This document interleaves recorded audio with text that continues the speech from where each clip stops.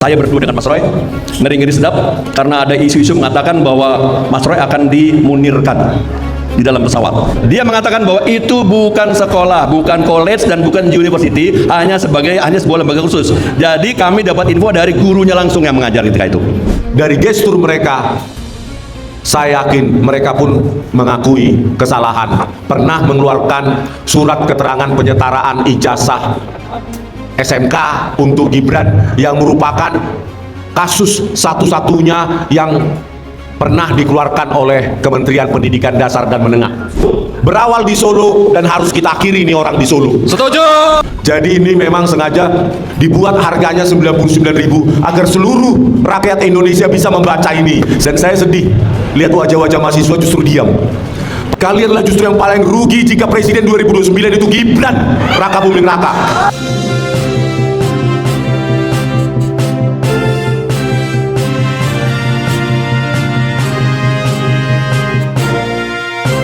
Ya, karena itu saya beri kesempatan kepada Pak Agus Yunanto. Ini beliau yang dulu membersamai Mas Roy Suryo di Australia.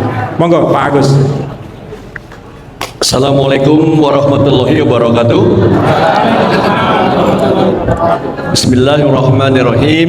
Alhamdulillahirabbil alamin. Wassalatu wassalamu ala asrofil anbiya'i wal mursalin Sayyidina wa maulana Muhammadin wa ala alihi washabihi ajma'in.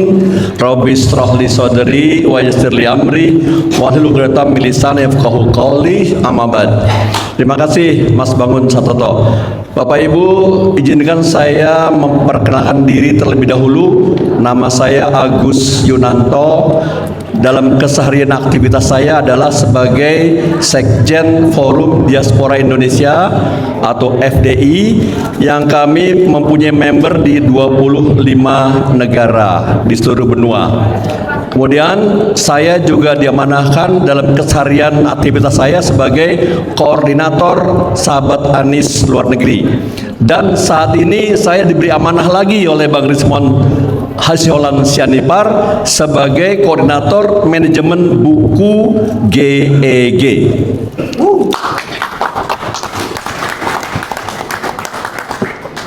Saya diberi waktu 6 menit oleh Mas Bangun, terima kasih, karena tanggal 6 ya 6 menit. Yang ingin saya sampaikan dalam kesempatan ini untuk mendukung buku ini sangat relevan ketika saya ingin menyampaikan informasi kepada Bapak Ibu untuk lebih jelas. Pada tanggal 31 Oktober 2025 yang lalu, saya mengajak Mas Roy Suryo ke Sydney untuk napak tilas waktu Gibran katanya sekolah di sana. Jadi saya punya teman-teman banyak di Sydney karena sebagai Sekjen FDI dan juga sebagai koordinator Sahabat Anies Luar Negeri. Semua acara kita di Sydney difasilitasi oleh teman-teman FDI Sydney. Kami berangkat tanggal 31 Oktober 2025 jam 11 malam. Saya berdua dengan Mas Roy, ngeri-ngeri sedap karena ada isu-isu mengatakan bahwa Mas Roy akan dimunirkan di dalam pesawat. Sampai istrinya Mas Roy dan juga istri saya pesan-pesan jangan menikmati hidangan yang disajikan oleh Garuda di dalam pesawat yang kami tumpangi. Tetapi ketika kami berdua udah dalam pesawat, ya singkat cerita saja, pramugari yang menyajikan makanan itu saya lihat random ngasihnya, acak. Kan pakai troli ya, Bapak Ibu yang pernah naik pesawat Garuda, mau dalam atau luar negeri sama saja. Troli didorong mendekati kami berdua, lalu ambilnya acak. Saya bilang Mas Roy, Mas kayaknya aman nih, bilang gitu. Karena diacak ambilnya. Kecuali kalau misalnya disajikannya itu ada tempat khusus gitu. Ini enggak. Apa bedanya dengan Munir? Pernah ingat Bapak Ibu? Munir almarhum ketika itu dari kelas ekonomi di-upgrade ke bisnis. Pada saat di dalam pesawat sebelumnya tidak disampaikan. Ketika itulah dikondisikan bahwa memang di-upgrade ke bisnis itu untuk dikondisikan, ya, dan seterusnya. Itu yang terjadi. Kami tetap di ekonomi. kelas sama Mas Roy. Walaupun kursi kami itu 4, tapi oleh Garuda kursi 4 diberikan untuk kami berdua. Jadi kami 1 orang 2 kursi. Nah, mestinya untuk Michael mestinya itu satu orang 2 kursi. Saya sama Mas Roy, Garuda yang ngasih loh, bukan kami minta. 2 kursi 1 orang. Jadi kami 4 kursi berdua. Oke, dimakan, habis makan bismillah, setelah selesai 1 jam kemudian, Mas Roy, kita masih hidup.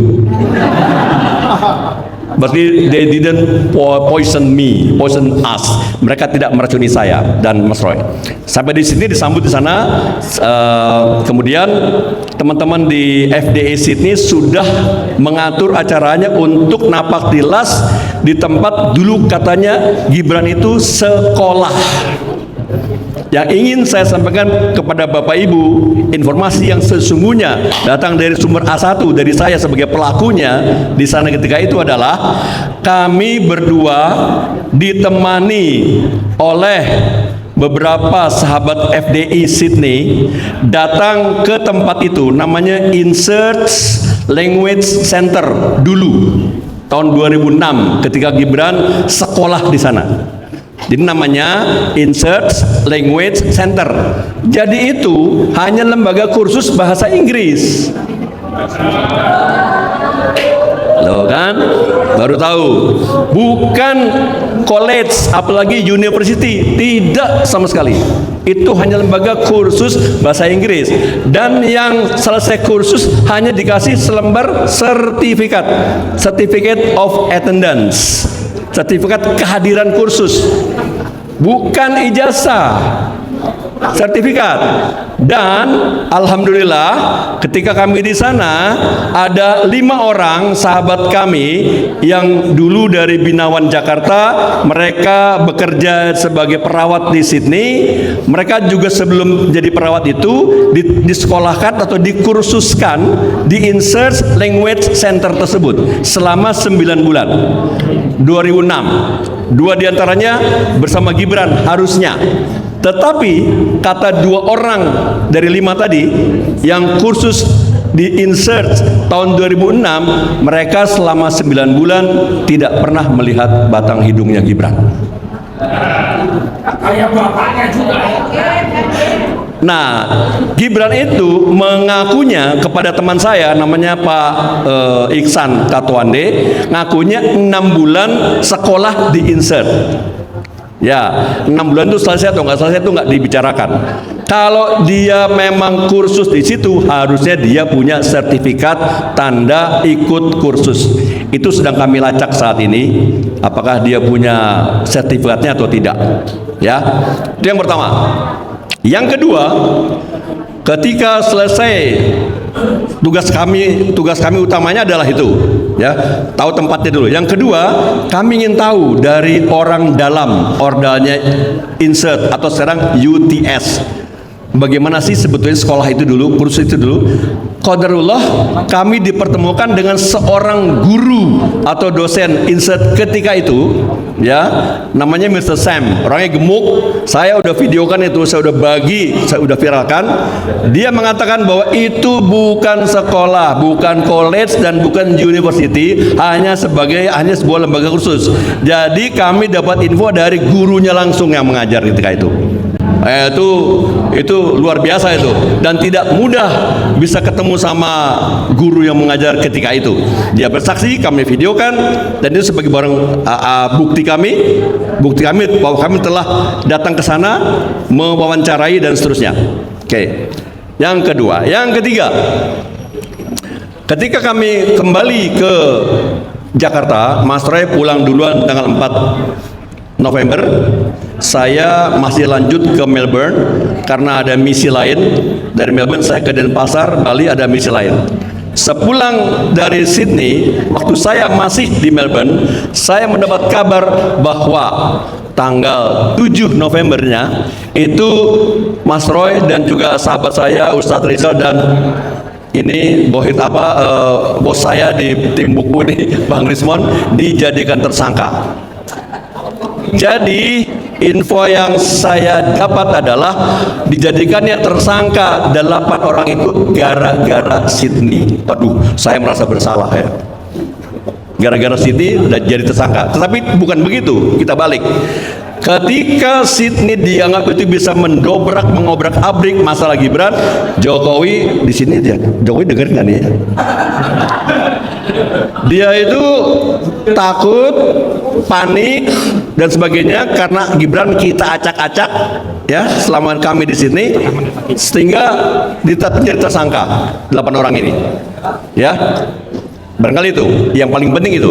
Nah, oke, yang terakhir. Ketika saya kembali dari Melbourne dan Denpasar, saya dapat kabar bahwa sebetulnya, ini tahu bener tahu salah ya. Sebetulnya ketika kami mau berangkat tanggal 31 Oktober itu, tadinya Mas Roy mau ditangkap sebelum take off oleh polisi, tidak boleh terbang. Kalau Mas Roy ditangkap, saya juga pasti diajak dong ya, diajak untuk ditangkap gitu kan. Karena kami berdua, saya bilang sayang ya, kenapa nggak jadi ditangkap? Kenapa Pak Agus? Kalau ditangkap kan saya jadi top. Jadi saya dikenal, oh Pak Agus juga ikut ditangkap. Tapi alhamdulillah tidak jadi ditangkap. Kenapa tidak ditangkap? Nanti mungkin Bang Rismon bisa menjelaskan. Tapi ya sudahlah, pokoknya kami tidak jadi ditangkap, tetapi kemudian yang 8 orang aktivis kita dijadikan tersangka. Berarti apa? Misi Sydney sukses. Itu saja. Terima kasih. Assalamualaikum warahmatullahi wabarakatuh. Waalaikumsalam warahmatullahi wabarakatuh. Bapak Ibu, beliau ini berarti menjadi, kalau dalam bahasa hukum, adalah saksi fakta. Oke, selanjutnya Bang Rismon selaku penulis tunggal Gibran Endgame Wapres tak lulus SMA, sebagaimana di backdrop ini, berawal dan berakhir di Solo. Jadi nanti Bang Rismon nggak perlu menceritakan apa yang sudah ditulis, tapi intinya gini Bang, 2 atau 3 kalimat aja. Apa sih yang harus dilakukan oleh Bapak Ibu yang saat ini berkumpul di GUI ini untuk kemudian bergerak mengaplikasikan dari buku ini? Gitu aja. Silakan Bang. Ya, makasih Mas Bangun Stoto dan Bapak Ibu sekalian yang mencintai Republik ini ya, tanpa pamrih, bahkan mengeluarkan waktu, tenaga, uang. Memang inilah yang dituntut dari para pahlawan kita, bahwa kita mencintai Republik ini tanpa syarat. Siap. Bapak Ibu sekalian, buku ini hampir 300 halaman ya, 280 mungkin, 280 halaman. Diawali dengan kontroversi, sebenarnya kontroversi pendidikan Gibran. Ada versi KPU, ada versi kantor berita acara, ada versi Kementerian Sekretariat Negara. Jadi secara sekuensial urutan pendidikan Gibran ini sudah bermasalah di ruang publik. Nah, oleh karena itu kami tindak lanjutilah ya, sebelum Pak Roy Suryo dan Pak Agus ke Australia, kami sempat beberapa kali menjumpai pejabat di Kementerian Pendidikan Dasar dan Menengah tahun 2025 yang lalu. Nah, kami ingin sebenarnya bertanya jawab dengan otoritas tertinggi di Kementerian Pendidikan Dasar dan Menengah, yaitu Profesor Abdul Muti. Tetapi beberapa kali kami datang, Profesor Abdul Muti tidak sempat atau menghindari, saya tidak tahu. Akhirnya yang kami jumpai adalah Sekretaris Direktorat Pendidikan Dasar dan Menengah, Dr. Eko Susanto. Nah, dari wawancara tersebut ya, yang merupakan informasi kunci di dalam buku ini, yang memang secara tidak terungkapkan, mereka pun, atau secara spesifik ya, Dr. Eko Susanto dan tim pun, dari gestur mereka, saya yakin mereka pun mengakui kesalahan, pernah mengeluarkan surat keterangan penyetaraan ijazah SMK untuk Gibran yang merupakan kasus satu-satunya yang pernah dikeluarkan oleh Kementerian Pendidikan Dasar dan Menengah. Kenapa saya katakan satu-satunya? Saya tanyakan secara spesifik, pernah tidak surat keterangan seperti ini diberikan kepada seseorang yang sampai kelas 1 SMA menurut mereka ya, kelas 1 SMA atau 2 tahun di Orchid Park Secondary School di Singapura, atau ekivalen kelas 9 dan kelas 10, kelas 3 dan kelas 3 SMP dan kelas 1 SMA, atau secondary 3 dan secondary 4 di Singapura. Lalu kemudian menurut Ditjen Dikdasmen bukan kursus Pak Agus, bukan kursus bahasa Inggris 6 bulan, tetapi menurut pengakuan Dr. Eko Susanto, Gibran Raka Buming Raka langsung melanjutkan ke diploma. Kelas 1 SMA langsung melompat ke diploma. Jadi program UTS Insurance di samping bahasa Inggris juga menawarkan 3 program. Program bahasa Inggris, Foundation Studies itu matrikulasi, baru yang ketiga diploma. Nah, Gibran melompat secara kuantum, tidak berurutan seperti layaknya pendidikan anak-anak kita. Setelah kelas 1 SMA di Singapura, Gibran langsung meloncat ke diploma 1. Padahal diploma 1 itu adalah program awal dari universitas. Jadi Gibran, intinya adalah Gibran tidak pernah menempuh pendidikan kelas 11 dan kelas 12 SMA atau kelas 2 dan kelas 3 SMA. Oleh karena itu Gibran ya melalui 3 skenario kajian yang dikaji dalam buku ini menyimpulkan bahwa Gibran tidak pernah selesai menempuh SMA, atau Gibran tidak pernah lulus SMA. Dengan kata lain, Gibran tidak pernah memiliki ijazah SMA. Makzulkan Gibran. Nah, ya, kenapa ini bisa terjadi? Dan Gibran bisa lolos mencalonkan diri sebagai calon wali kota Solo. Berawal di Solo dan harus kita akhiri ini orang di Solo. Setuju, merdeka. Berawal dan berakhir di Solo. Sepakat. Manipulasi dokumen terjadi sejak di Solo.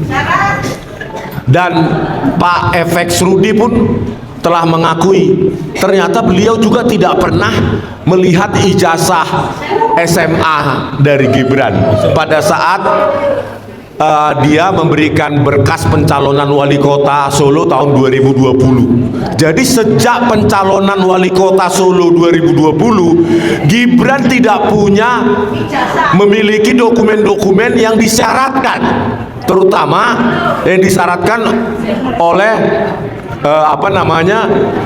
undang-undang pemilu kita, yaitu syarat lulus SMA. Pertanyaannya, Bapak Ibu sekalian, kenapa KPUD Solo meloloskan Gibran?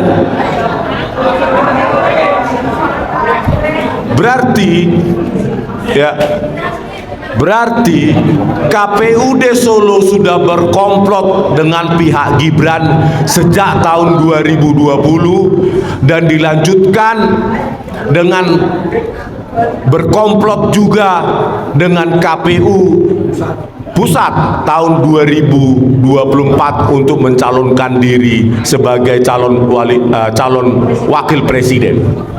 Modal Gibran hanya surat keterangan dari Ditjen Dikdasmen yang menyetarakan kelas 1 SMA plus diploma sama dengan SMK.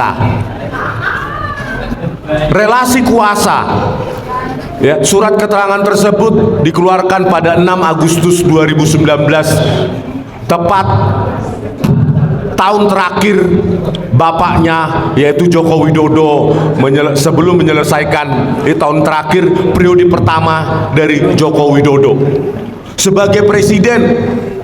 Terbukti Jokowi bukan hanya melemahkan KPK, juga memanfaatkan institusi atau lembaga negara untuk kepentingan keluarganya. Pertama, KPUD Solo dan KPU Pusat.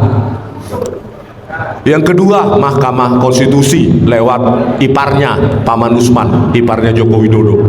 Yang ketiga, Ditjen Dikdasmen yang secara di luar akal waras, yang banyak profesor doktor di bidang kurikulum, di bidang silabus, di bidang pengkajian capaian pembelajaran antar satuan pendidikan, tetapi dengan enteng mengeluarkan surat keterangan yang seharusnya mereka malu melakukannya. Tetapi orang-orang di Ditjen Dikdasmen tidak punya lagi rasa malu. Mereka menjual republik ini kepada dinasti keluarga rakus yang namanya Joko Widodo. Kalau ini kita biarkan, maka Gibran pun akan melakukan hal yang sama seperti bapaknya. Apa itu? Menginjak-injak lembaga negara, memanfaatkan lembaga negara. Lihat aja nanti kalau dia jadi presiden, semua lembaga negara akan dia manipulasi untuk memenuhi kebutuhan keluarganya. Mungkin ntar lagi ada syarat khusus untuk Jan Etes dan lainnya. Mungkin untuk menjadi Jan Etes nanti menjadi wali kota Solo, mungkin syaratnya lulus SD aja cukup. Inilah Bapak Ibu sekalian, buku ini sengaja ditulis dengan ya memang cukup akademik, menghindari bahasa-bahasa yang nanti dituduh fitnah. Jadi ini bahasa kurikulum, silabus, ya, untuk menyimpulkan bahwa Gibran memang tidak punya ijazah SMA. Jadi ini ditulis bukunya juga HVS 70 gram. Dan dengan tim yang independen dan murah meriah yang membantu saya, yang diketuai oleh Pak Agus. Jadi ini memang sengaja dibuat harganya 99.000 agar seluruh rakyat Indonesia bisa membaca ini. Saya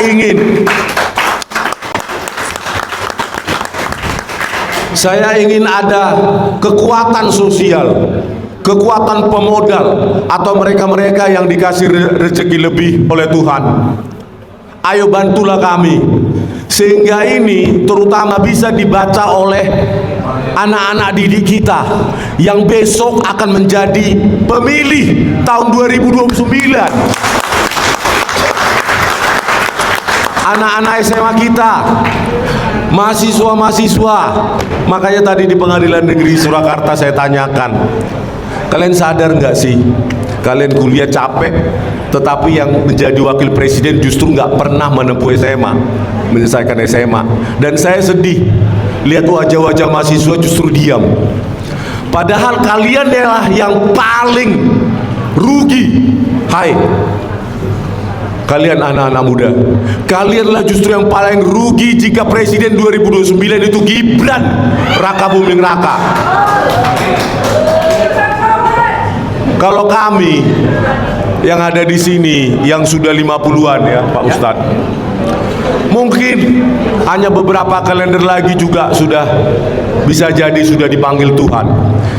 Kalian, hai generasi muda, mahasiswa-mahasiswa, anak-anak SMA, buku ini untuk kalian, untuk kalian. Saya menulis buku ini dengan segala macam resiko, kalian tahu sendiri. Buku pun bisa dikriminalkan sekarang, penulis buku, dengan dipanggil ahli-ahli ke kepolisian. Buku itu tidak ilmiah, buku itu bla bla bla, fitnah segala macam. Seperti yang terjadi pada buku JWP. Mereka tidak perlu membantahnya dengan buku para termul dan penjilat lainnya. Mereka hanya perlu mendorong buzzer untuk mengatakan ini buku fitnah, dan ini akan dipahami sebagai fitnah tanpa perlu mereka membantahnya juga dengan buku sebagai bukti bahwa kita sebagai bangsa yang beradab. Bapak Ibu semua, kalau kita mau menghentikan kerakusan dinasti rakus dari Joko Widodo ini, kita harus bersatu, harus bersatu. Kalau tidak, dengan kekuatan uang puluhan, ratusan, bahkan ribuan triliun yang telah dirampok dari pajak kita, sumber daya alam kita, itu akan dipakai untuk menghancurkan kita. Dan ketika kami di penjara hanya menulis buku JWP, atau saya mungkin ditersangkakan untuk kedua kali karena menulis buku ini, dan semua rakyat diam, disitulah sebenarnya apa yang dikatakan oleh Pak Prabowo Subianto bahwa tahun 2030 Indonesia itu akan bubar. Kalau menurut saya lebih cepat dari 2030. Siapa yang berpikiran kritis, yang jalan pikirannya tidak sesuai dengan penguasa, maka dia akan berakhir di penjara. Kalau itu terjadi, tunggu saja bahwa republik ini bersedih, bubar, dan sia-sialah semua yang diperjuangkan oleh leluhur kita, nenek moyang kita, yang hanya bermodalkan bambu runcing berani melawan penjajah. Nah, penjajah kita itu sekarang siapa? Jokowi. Anaknya itu Gibran.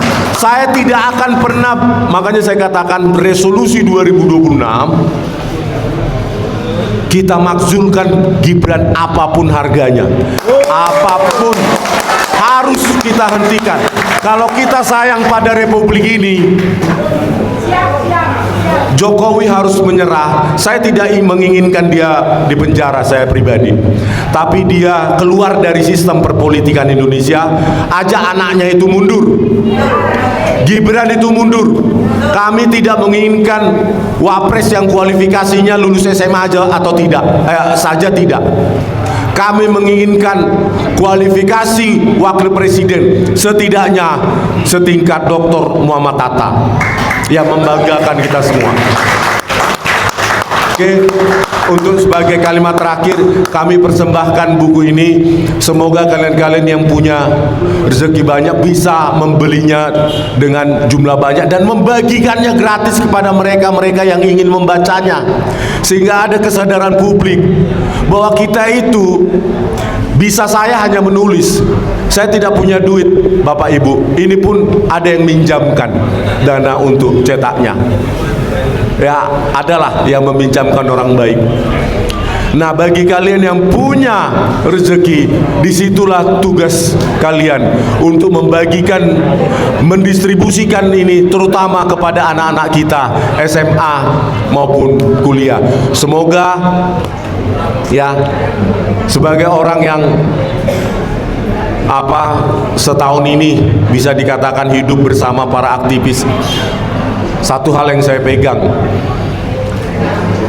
tetap berusaha walaupun hasilnya kita tidak tahu ke depan. Kita tidak peduli hasilnya, yang penting kita berusaha. 2026 si Gibran ini harus nganggur di Solo ini. Berakhir di Solo. Berakhir di Solo. Jangan keluarga Jokowi kira 280 juta ini orang-orang yang bisa kita bayar kok, orang-orang pengecut ini. Jangan sampai ada seperti orang-orang seperti Jokowi bahwa menganggap bahwa kita ini 280 juta itu bisa diatur-atur oleh uang maupun kekuasaan. Oke, terima kasih Bapak Ibu. Terima kasih untuk semuanya. Terima kasih Bang Rismon Nasiolan Syanipar yang memberikan energi luar biasa lewat buku Gibran Endgame, Wapres tak lulus SMA. Kalau kami yang ada di sini yang sudah 50-an ya Pak Ustadz, mungkin hanya beberapa kalender lagi juga sudah bisa jadi sudah dipanggil Tuhan.